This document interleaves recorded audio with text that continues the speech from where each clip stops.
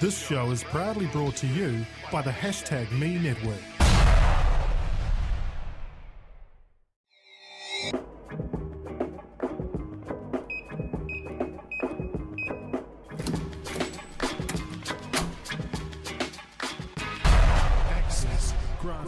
Kia ora, and thanks so much for tuning into episode 43. Getting old, Mike. 43 of Access Granted, our weekly Kiwi tech and media podcast. I'm Raj, my background's in film design, media and technology. And my background is information wrangling, connecting people and getting things done. And you're here because you're a Kiwi that either works in or has a great passion for tech and media in New Zealand.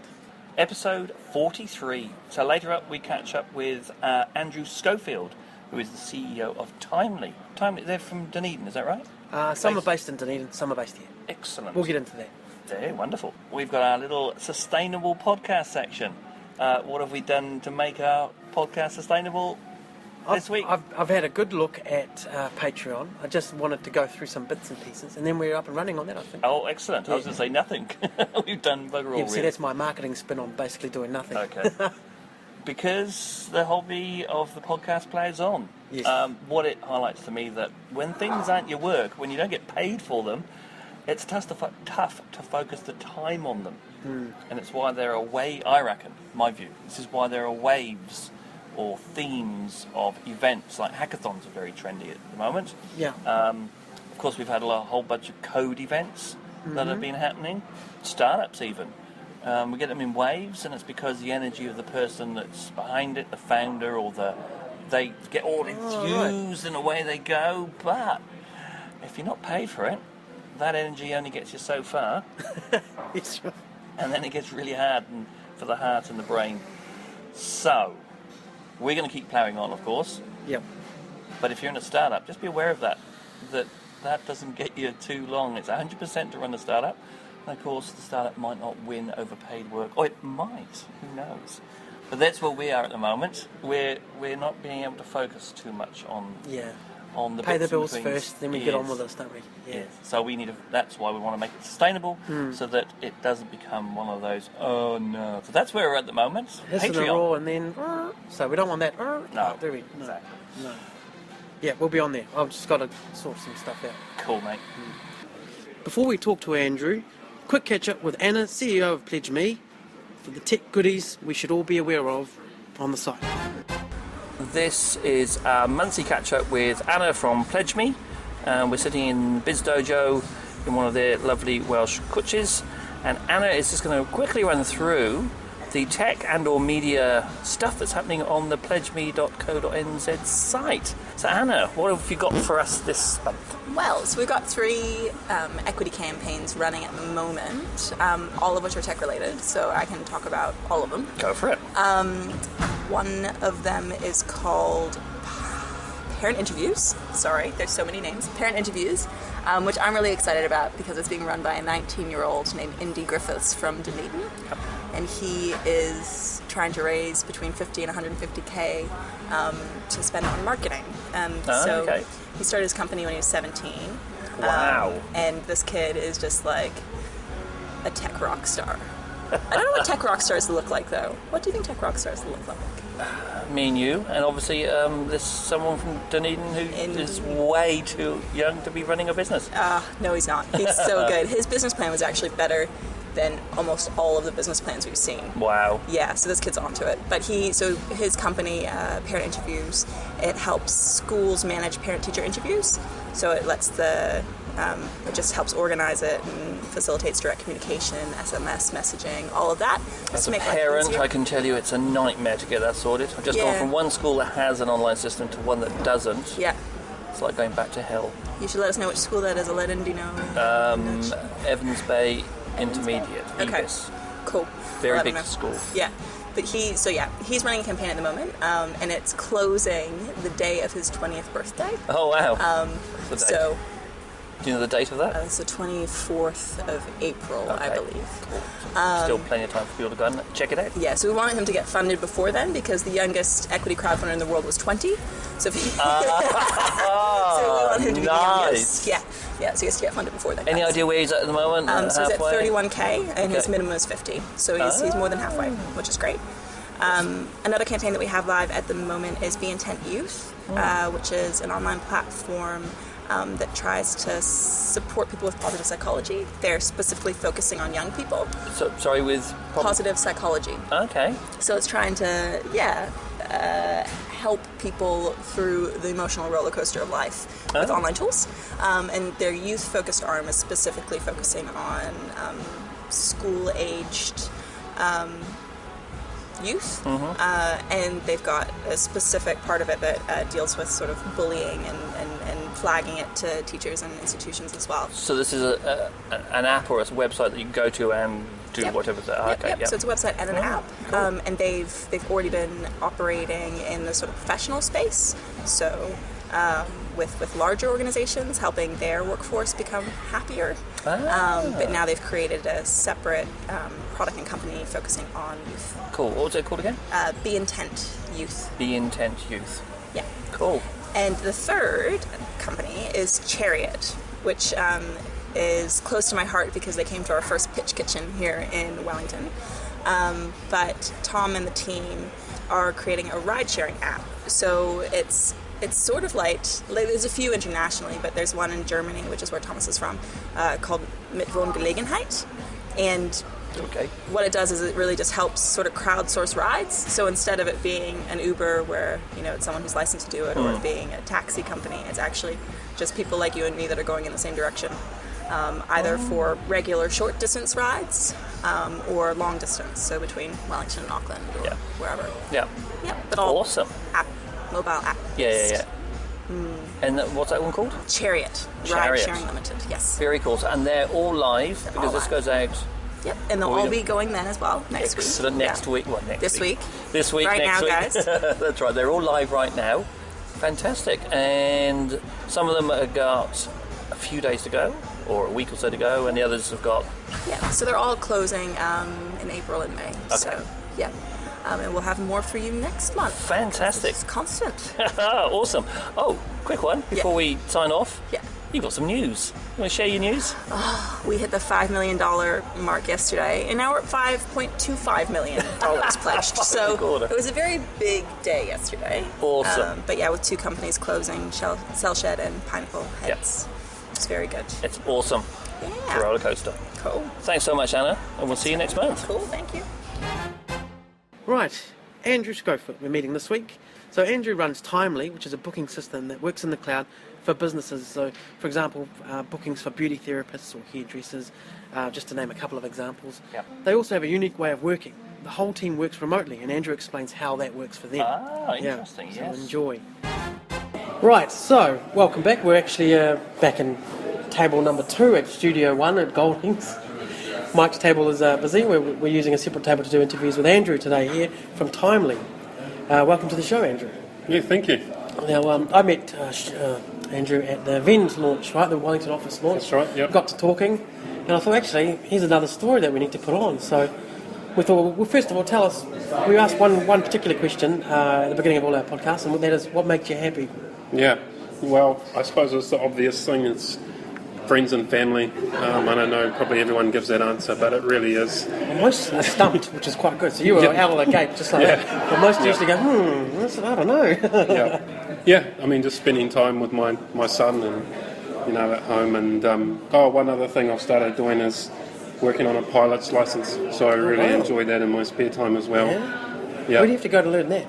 Well, I live on the Kapiti airport. coast, so there's Paraparaumu Airport and just out of there. Yep. So that's cool. Yep. How far along are you? Can you take one up yourself yet? Almost there. Yep. I'm doing solo now, and almost going. Won't be far away. So now that could be a good way to commute. Yep. Well, I was on the traffic light yesterday. Yesterday, the 26th of February, was a horrible day to be in Wellington traffic. Yeah. Just crashes and stuff. Yeah. I thought, man, I need a helicopter. Yeah, exactly. Yeah. Yep. So that'd be a great way to commute. Yep. But so what is Timely and what does it do? I mean, some will know, but Yeah, sure. So Timely is an appointment scheduling system for small businesses, so like salons and hairdressers and health and beauty mainly. Okay. Right now we have almost 2,500 paying customers in 50 odd countries, I think. Oh, that's cool. Yeah. Global, straight away global. Yeah, most of our customers are overseas now. Still got a good base here in New Zealand. Yeah.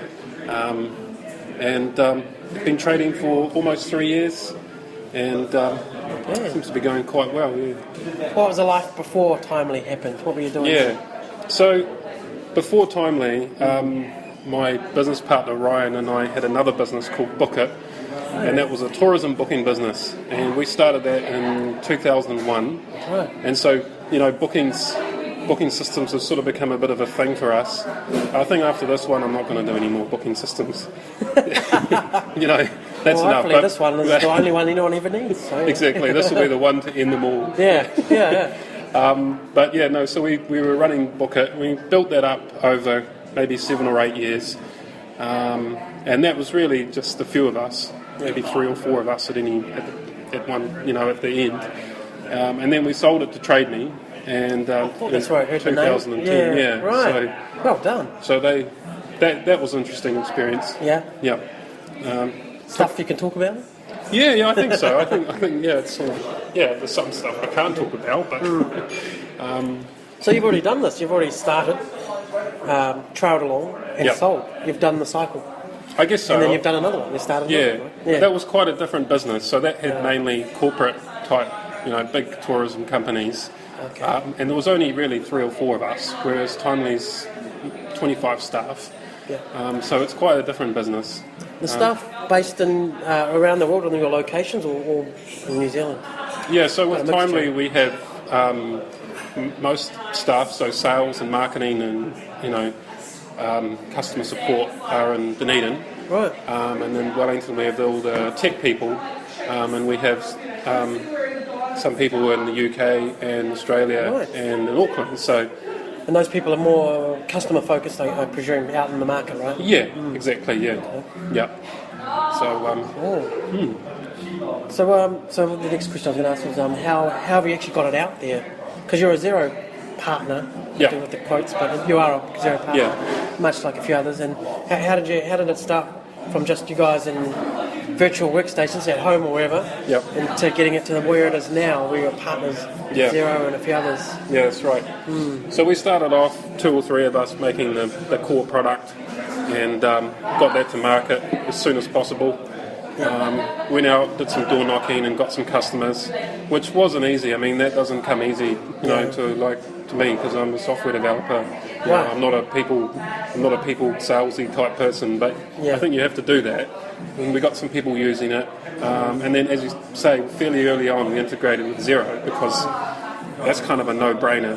And through that, we got a lot of customers, and we're still getting a lot of customers. So you say I'd say they're quite a good referring partner, aren't they? Yeah. So that's quite handy. Because I noticed a few out there, a few of the other Xero partners, no one would have really known too much about them until Xero says, "Hey, look at our partners page" or whatever. So it must have been a big win to be part of that. Yeah. I think any kind of SaaS company, it's kind of a no-brainer to integrate with them for that reason. Yeah. And we also integrated with Vend, they had a point of sale aspect, like an advanced point of sale to Timely over and above what we already do in the software. Okay. Those.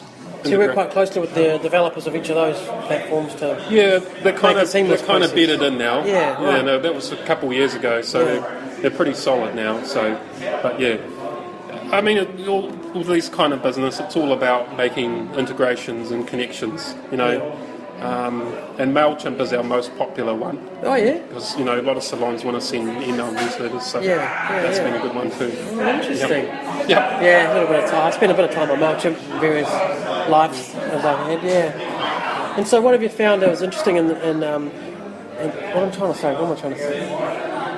So I was just thinking about the Wellington tech community, who we've had mainly on the show, and a few people from Taupo and Auckland. But we haven't had anyone who's got people in Dunedin. Yeah. And why choose Dunedin? Why Dunedin? Yeah. Why Dunedin? Well, that's because we started Book It in Dunedin. I was living in Dunedin and went to university there, and that's where I met Ryan, who I started Book It with. And when we sold TradeMe, we were given. Well, we weren't really. Between Ryan and myself, we had to work out who was going to go to Wellington.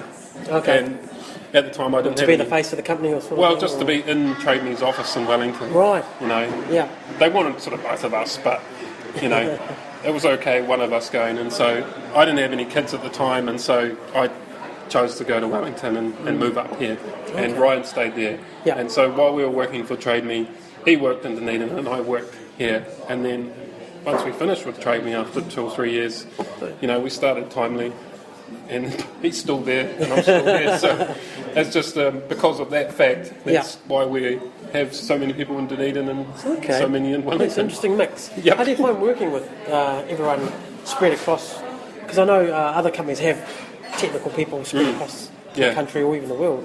How do you find working with those people, and how do you work? Because I noticed on your website, one of the perks of working with Timely is you work from home. Yes, so everyone works at home. All of our 25 staff, they work from home, or they work remote, which is a nicer way of saying they work from the beach or something. From the spare bedroom at home. And it's really become a big part of our culture, I think. And we're at this stage we have no intention of setting up offices and getting people to come in. Okay. I'm going to pull a Marissa Meyer and just drag everyone screaming from home. No, I mean, a lot of us, it just suits. We've got kids, and we like to spend some time with them. If you're going into an office, you kind of leave at 8, and you come back at 5:36. So, working for Timely, there's a lot of flexibility there for people who have kids, that they can spend time with them, when they come home from school, and they can come back later and do some more work in the evening and that kind of thing. And it's a trend now, isn't it? To have a more flexible workflow. It works really well. We in Dunedin and Wellington, we get together as a team fortnightly, sometimes weekly, for a good half day. Okay. So we're still meeting up. Yeah. That's amazing. But it works so well, and there's none of that overhead of commuting and parking and all that kind of stuff. Yeah. But do you miss? It depends on how you work. Like you probably have Google Apps running or whatever, and you're connected. Everyone's connected. But do you miss the FaceTime at all? Like because you only meet once or twice a month, possibly. Do you miss that time where you can just turn around and talk to someone, or is it you sort of get used to that kind of aspect because you're at home? Yeah, well, you do. You get used to it. And you work differently, and so a big part of our days is built around Slack, and just instant messaging on there, and Google Hangouts, fire one of those up if we need to go into anything, in a bit more detail. And, like I said, I mean, if it makes sense for us to meet up, then, we will still do that. And that, that's fine. You have to do things a bit differently. And, it has its pros and cons as well, just like, working from an office. Yeah. But it's on balance, we find the for all those other reasons, that working from home, it just really works well for us. It's a great angle, because I know I haven't seen many others that sort of promote that actively. Where it's just now and again you take a sick day, or I'm working from home today, or that kind of thing. But this is actively you work wherever the hell you want. It's quite flexible. Yeah, so like I went to Taiwan, I was there for 6 weeks, and I was working there for 4 weeks. And it was just like being back in Wellington. No one really noticed much difference. The only thing is I had to get up at 5 in the morning. Oh, of course. Because of the time difference. But it's you can work anywhere. And that's a pretty nice part of it. Yeah, I'm trying to educate more of the people I work with to be able to do that. Still, some are anchored to tables and desktop machines. Once I get a laptop in their hands, they can do it from wherever they like. So I think the general workforce out there is slowly looking at this idea. I think you're at the far end of the spectrum where you've adopted it completely and doing it really well. Others are just trialling out bits and pieces. Others are still, basically changed to their desktop still. I mean, so it's interesting to see more people move towards the way you work, If everyone's in an office already, it's hard to make that kind of switch to remote because if some people are there and you're at home by yourself, you're not kind of part of it that kind of on that same same level. But if everyone is working remote, then that issue goes away. That's really cool. That's one thing I quite like about that. And what else was I was going to ask you about? What's next for Timely? So you've got quite a big following, and international following now. Partner with Xero. What happens now? What's the next few years look like for you guys? I mean, sort of where we are at a business now. The business model is proven. We're kind of over that kind of hurdle of, will this work or will it not? It's a pretty solid business now, and so for us, it's all about growth and making sure we're scaling to meet that growth, and growing the teams, and all those kind of things, and they all have their own challenges. Yeah. Certainly, starting a business and getting off the ground is quite challenging, Yes, but right. then growing it and scaling it is another thing again. And so, but when you look at New Zealand, you've kind of got Xero sitting out way out. They're huge. And then you've got sort of your Vend with I think 200 odd staff now. And I guess we kind of look to follow that same sort of model in our own way, like with the remote home aspect, but following in those same sort kind of growth footsteps. path. Yeah, absolutely. Yeah. And like with the product, as we grow the product, making sure that it's still easy to use and doesn't get cluttered up with too many features, and just being more focused how do you on choose adding that? the right things. Yeah, it's a challenge. Yeah, because everyone with their salt and development can build whatever, right? If they have their mind to it. So how do you pick and choose the types of things that you're going to offer? Yeah, I mean, it's a challenge, and we have a feedback request site, and right now there are 650 feature requests. Are any of them the same one? No, they've all been moderated. I mean, they've all been, we've looked at it and gone, that's a good idea.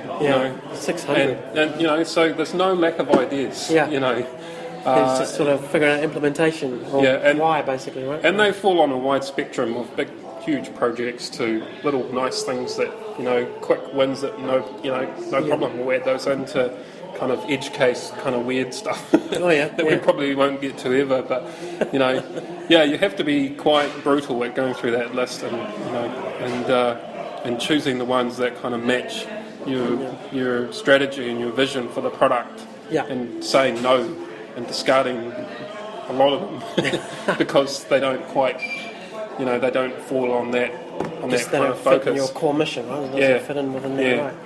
Yeah. I mean, when you're small, when there's just a few of you, it's easy to build out, a lot of features quickly.